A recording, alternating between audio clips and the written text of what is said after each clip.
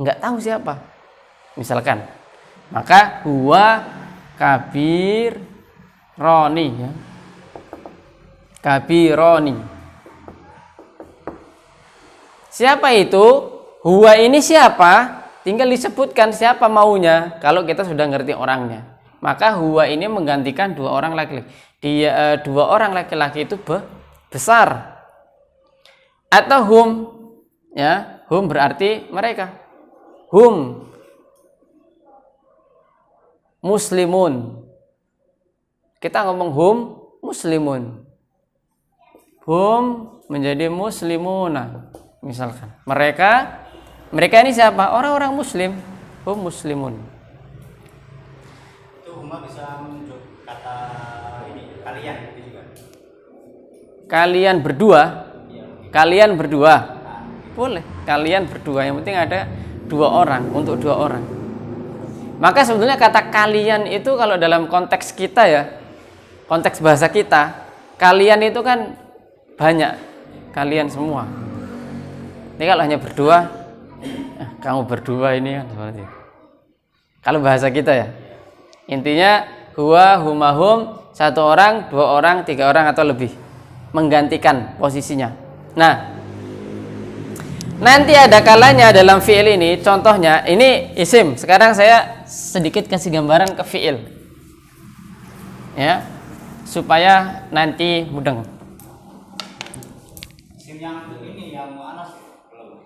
Oh, mu'anas. Iya, kasih contoh juga. Boleh. Hiya satu orang, hiya, dia siapa? Fatimah. Dia Fatimah. Selesai ya. Jadi hiya menggantikan satu orang laki-laki. Dia siapa? Satu orang laki-laki itu Fatimah. Tinggal kita ingin menjelaskan apa? Jamilah, Kabiroh misalkan. Huma berarti dua orang. Fatimah wa Zainab. Zainab. Dua orang perempuan. Siapa? Fatimah dan Zainab. Huma. Kemudian hunna. Misalkan muslimat. Muslimatun.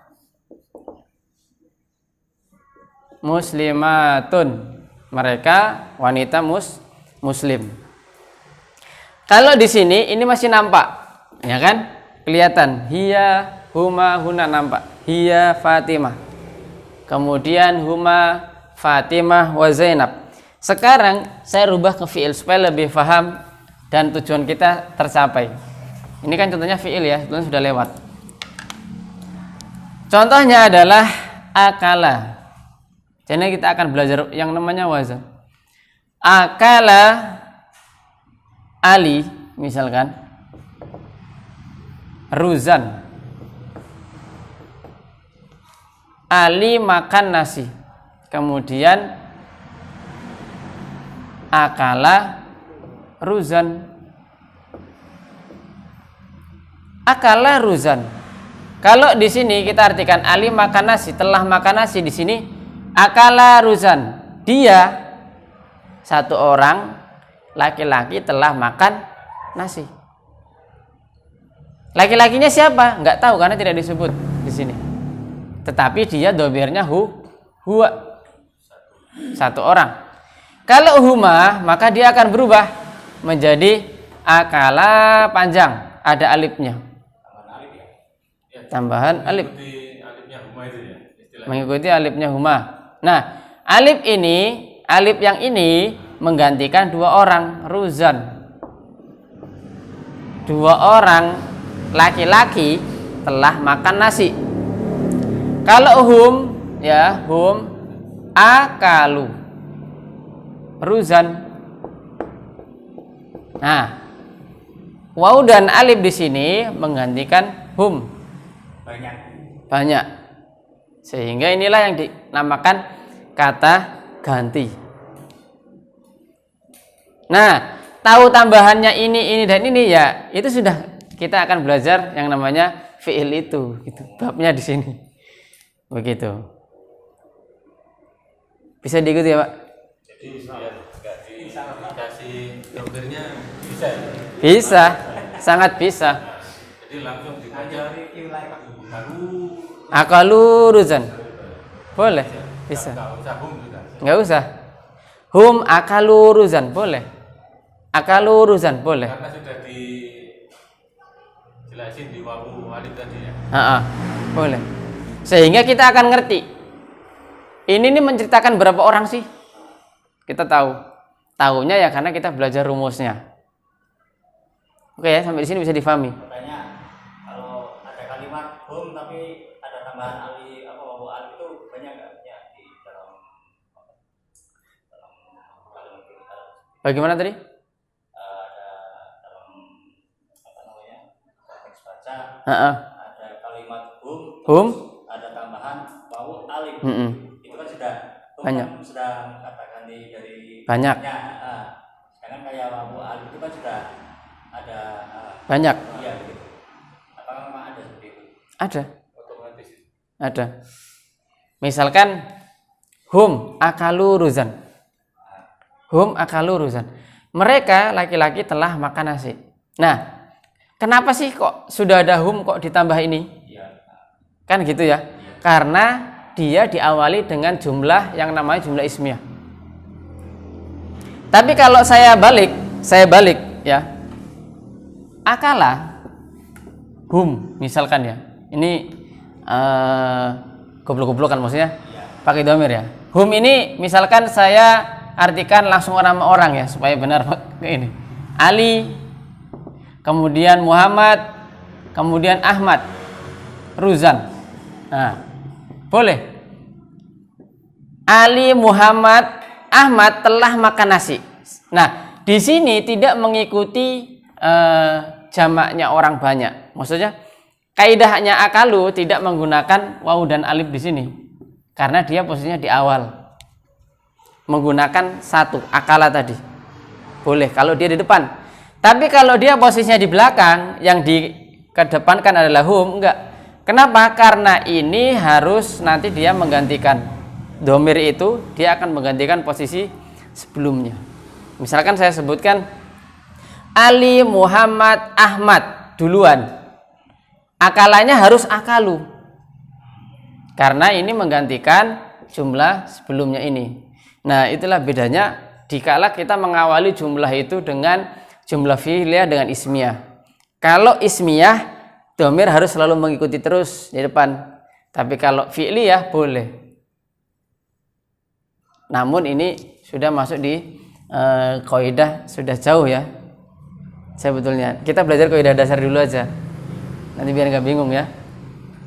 Seperti itu. Ya. Fi'il itu berarti kayak tambahan alif belakang gitu. Sama mau alif gitu. Itu Fi'il. masuk fi'il berarti. Ya, bukan. Fi'il tadi kan madi mudhari. Sedangkan waw alif tambah di belakang itu nanti dia menggantikan domir. Menggantikan domir, kode. Kalau satu orang, dua orang, tiga orang, ya itu dia menggantikannya itu.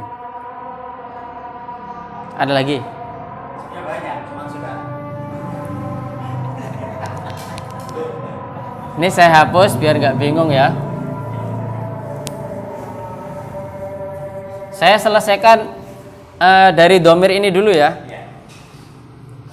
Supaya ke depan kita langsung masuk ke rumusnya madi. Kemudian anta antuma antum, anta antuma antum, maka dia menggantikan mudzakkar, orang laki-laki yang kedua. Maka kita kalau ngobrol anta, antum. Nah, kenapa sih orang satu kok dipanggil antum? Antum itu dalam bahasa Arab namanya ikram, memuliakan. Yang seharusnya satu orang kok dipanggil antum itu memuliakan dalam bahasa Arab. Cuman kalau telinga kita ya alah ya biasa aja. Antum itu kayaknya ya nggak ada levelnya kan. Padahal dikala kita mengucapkan antum itu ikram. Contoh juga Allah itu sering menggunakan domir nahnu. Kholaqna kan begitu. Kami yang telah menciptakan. Kenapa sih Allah itu mufrad tunggal kok menggunakan domir nahnu? Nah, di sini adalah kemuliaan, memuliakan Allah tabaraka wa taala itu sendiri. Yang seharusnya dia itu tunggal, tetapi dalam bahasanya menggunakan kalimat jamak banyak, nahnu kami, seolah-olah dia itu tidak sendiri kan, begitu kalau konteksnya. Nah, itu memuliakan. Sehingga antum, saya lihat satu orang kok saya panggil antum, itu saya memuliakan Anda, begitu. Itu dalam bahasa Arab. Laki-laki ini satu orang, ini dua orang, ini tiga orang atau lebih, ya. Begitu juga dengan yang ini, ya, ini muannas. Orang yang kedua. Ini satu orang, dua orang, tiga orang atau lebih. Jadi anti atau antuna. Antuma dengan antuma ini sama, huma dengan huma juga sama. Bedanya di mana? Di konteks kalimatnya nanti. Nah, sedangkan ana ini artinya mutakalim atau yang berbicara, saya. Nahnu artinya kami atau kita.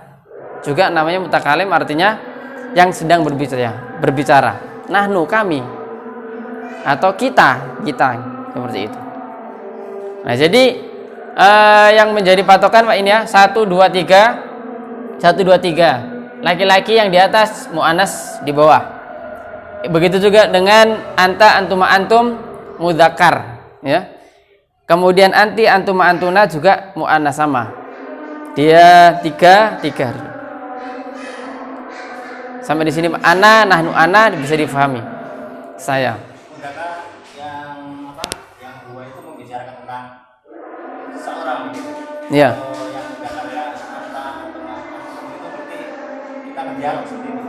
Mukhatab, yang diajak ngobrol, yang diajak ngomong, itu orang kedua. Jadi kalau ini orang pertama, ini orang kedua, dan ini orang ketiga. Orang pertama saya atau kita, orang yang kedua itu antum, anda, ya kan, baik satu orang, dua orang, tiga orang, atau laki-laki atau perempuan. Kalau huwa humahum, orangnya nggak ada, orang ketiga, ya, orangnya jauh. Nah, itu baik 1, 2, dan 3, begitu juga seterusnya. Ini semua ini namanya domir.